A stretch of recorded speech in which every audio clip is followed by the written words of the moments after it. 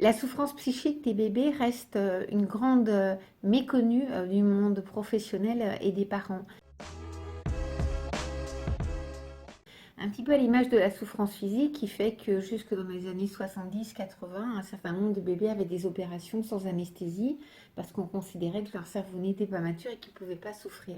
On voit un petit peu la même chose actuellement avec les impacts d'événements traumatiques, de catastrophes sur les bébés. Beaucoup d'adultes pensent que les bébés ne comprennent pas, qu'ils sont trop petits, que leur cerveau n'est pas mature, qu'ils n'ont pas le niveau affectif des plus grands pour s'exprimer. Tout ça, c'est juste. Mais ça ne veut pas dire qu'ils ne sont pas touchés. Et un bébé, on l'a vu malheureusement avec tous les drames qu'il y a eu récemment de catastrophes naturelles, d'attentats, de crashs d'avions, de décès, de morts violentes, les bébés sont encore plus touchés que les adultes parce qu'ils sont blessés pour eux-mêmes, parce que leur quotidien est totalement bouleversé, mais surtout parce qu'ils sont impactés par l'état des adultes qui s'occupent d'eux, qui sont souvent dans un désastre psychologique compréhensif parce que ils sont très mal, ils ont leur propre traumatisme à gérer, ils ne sont pas assez disponibles pour les enfants. Et un bébé, il est très sensible à ça. Donc dire que les bébés ne sont pas touchés par les événements traumatiques et entre autres par le confinement est une aberration totale. Au contraire, nous sommes très inquiets sur le devenir de ces bébés. Certains manifestent déjà par leur corps et c'est aux parents d'être attentifs.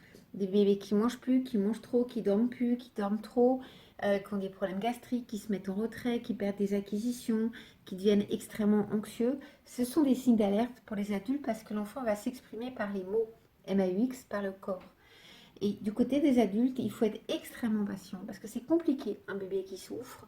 On a du mal à le calmer, on a du mal à l'apaiser, on ne se sent pas gratifié, on se sent totalement impuissant. Et le risque, c'est de secouer le bébé. Tous les ans, vous avez des centaines de bébés qui meurent secoués parce que les parents n'ont pas voulu les tuer, ont simplement voulu qu'ils se taisent. Donc si vous êtes face à un bébé qui pleure, que vous n'arrivez pas à apaiser, faites un relais avec un autre adulte, allez respirer, ouvrez la fenêtre pour respirer, appelez quelqu'un, essayez de prendre contact avec votre médecin, la PMI, par webconférence, ne restez pas tout seul.